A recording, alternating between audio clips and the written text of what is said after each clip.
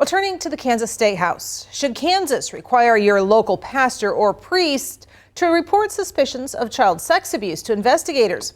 It's a legal requirement some survivors are once again asking lawmakers to put in place, hoping to save other kids from the trauma they suffered. I was sexually abused growing up.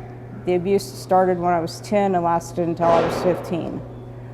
The people that were mandated to report failed me. Jo Sheree says the one person she did tell didn't act on the information. Our priest wasn't going to do anything to my grandfather because my grandfather gave to the church very generously of his time and his money. Which is why she spent the last few years trying to get Kansas lawmakers to require clergy, like that family priest, to be mandatory reporters. That's someone the law says has to report reasonable suspicions of child abuse, neglect, or harm, like the sexual abuse Jo suffered.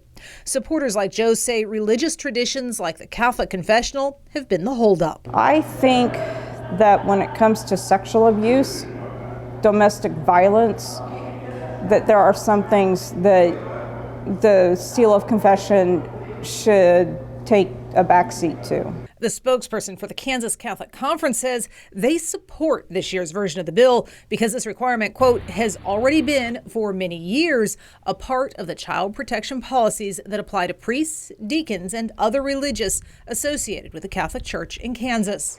The supporters of the bill have presented the mandatory reporter idea every year since at least 2019. They're hopeful this year it will make it over the finish line and become law. I have been assured that it's going to get worked in committee this year.